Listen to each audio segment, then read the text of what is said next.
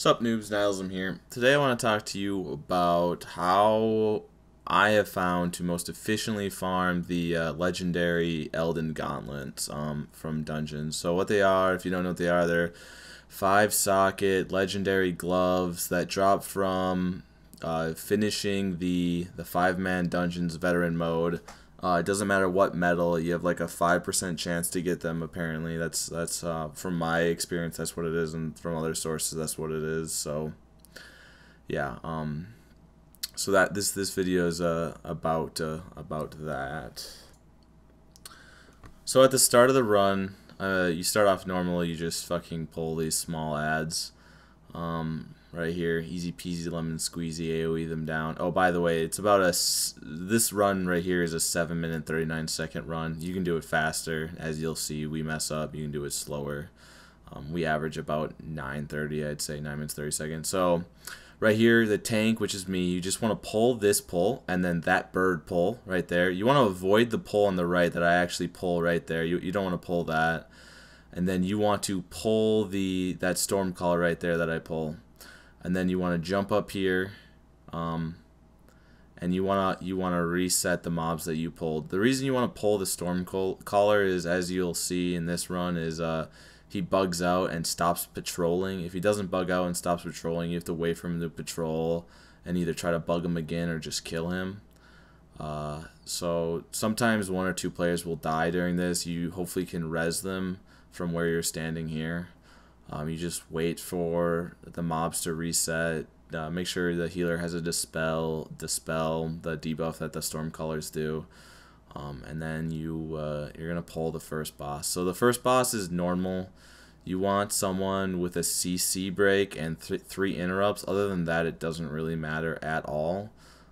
If you don't have a lot of interrupts, just dodge everything. What really matters is someone with 3 interrupts and like a CC break. The trick to this fight is, if you've done it before on normal, you know at 50% he disarms you and goes into phase 2. Well, the trick is, if you CC break the disarm, get your weapons back, and use 3 interrupts on him, even though he's not casting anything, you interrupt him like we do right there, he doesn't put a shield on himself, so you can still just kill him. So we are just going to kill him and ignore the ads. Yeah, a few other notes about this boss. If you drop all of the circles on the ads, you can still get the challenge. So you see us doing that. I'm not even sure in this run if we get the challenge or not, but you get an extra blue item or a chance at the assault power automatic crit epic trinket, which on our server sells for like 10 plat. So we just do that while we're doing those runs for, hopefully a chance at that. Other than that, just plan your interrupts. You don't really need to interrupt anything, but the moves are obviously going to speed it up, and then you don't have to dodge the X. Alright, this is the next part. So right behind the boss, you want to jump up here. Jump up to the red awning here. And this is a little tricky jump. It takes a few times to get right, but you want to jump forward and then use a movement ability onto the ledge right there. And now, as a stalker, I just stealth and drop here. But the trick is, you want to actually not stealth. When you drop, you need to use your movement ability right at the crack in the wall. If you don't, you'll pull that air elemental. And if you pull the air elemental, you can just kill him. It's just one more mob you have to kill. It's gonna slow down the run a little bit. But yeah, so you want to use a movement ability right at the crack in the wall, so you avoid pulling the mob that's down there. Worst case scenario, that elemental that you can see right there. You want to avoid pulling him. So we all avoid pulling him. Like 50% of the pulls, even my group who's done this like 1,000,000 times pulls it. So sometimes it happens. All right, this boss you have to do essentially like you have to do a normally. You just DPS him. He's gonna split, summon 3 ads. And then you're going to want to, obviously, blah, blah, blah, tank the ads, kill them. And the challenges for this is kill these ads in a certain time limit. I'm not sure what the time limit is, but it's pretty quick. With this group we're doing right here, it's really easy. We have a warrior power link, and then we've got, like, good geared DPS, so we just destroy it. And then the other challenge is don't get hit by tornadoes. But yeah, if you don't know this boss, when you get ported back there, you got to run up here, interrupt him, and then it starts the fight over again. The only difference is you have to do this 3 times. The only difference the 3rd time is those tornadoes are still moving while you're fighting him. There's a kind of a cool thing you can do on this boss fight. As a spell slinger, after you kill the last ad, you can go to the void, and you can avoid getting knocked back, and you can still just be right there where he is and interrupt him. You don't get knocked back to the start. And as a stalker, if you use pounce right when you start getting knocked back, you pounce and you don't get knocked back all the way. So I don't do it on either of here. Sometimes I don't do it. Sometimes I do it. I'm a noob. I get hit by a tornado there. Whoops.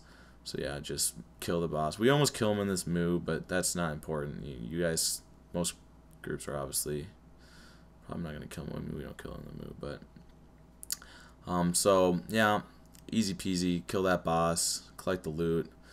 It's also kind of an okay way to farm tarnished Eldan gifts, which is something you need to use to imbue the gloves. But there's not really a good way to farm it, but you get a few doing this.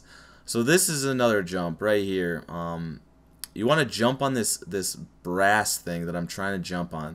This is funny because I can't get this fucking jump right here for some reason on this attempt. It takes me like way too long.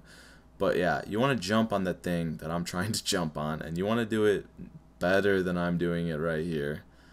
And once you get that, you jump on that, whatever that is, onto the awning. And then you want to go to the tip of the awning, jump, I pounce onto the ledge, and then jump over the gate. And then you are on the last boss. Voila. The last boss is, you know, there's no like cheesy way to do it or anything. You have to do it legit. If you don't know how to do the last boss, since there's nothing else to talk about, I'm going to just explain it here. He comes down, you DPS him, you tank him, it's pretty easy, and he's going to throw all of your party members back to the sides of the room, and you're going to get a breakout mechanic. You want to break out either using a CC break, or like I just hold, and then I pounce to the boss, and then you want to interrupt him, and you get a moo, and then you want to damage him. After the moo, he's going to cast Dag Charge. You want to move out of that. If you don't, it's going to stun you in it, which you don't want. And then he's going to start dropping red circles, and you just move out of the red circles. And make sure if you're a DPS, you don't stand in front of the boss, because he does a frontal AoE cone. And then the next phase is, you can get another knockback phase if you don't have good DPS, but we don't, so we get this phase. He's going to choose one target, put a clean, like a good circle around you where you can stand, and he's going to disorientate you, and then you're going to want to walk around the boss in circles and slowly, because he's also dropping telegraphs on you while you're doing that, so just slowly walk in circles. So that was another red phase. Just kite. Don't do what I do here. I try not to move as much as possible so we can DPS, but I don't know why. I just decided to stand in like 6 of those red circles stacked and almost died. Whoops. Good thing Floods is OP. So yeah, and then you just repeat this phase of the boss until he's dead. We kill him there. I'm the only one in the group that didn't have the gauntlet, so they just go into my bags automatically. Get the gauntlets. Get happy. I've done this plays. I've gotten, like, just in this group, I've seen 3 other people before I got to get it, so it's a pretty good feeling when you finally get your Eldan Gauntlets. It's just a quest then that you go into Thade, and then there's, yeah, you have to into the raid to get it imbued. Yeah, so thanks for watching. I hope this helps. They're probably gonna change this. I don't know. In my opinion, it's like so OP that it just seems like they put it in that way on purpose because it's like set up that way, but I don't know. They might change it, so use it while it lasts. Thanks for watching. Enjoy.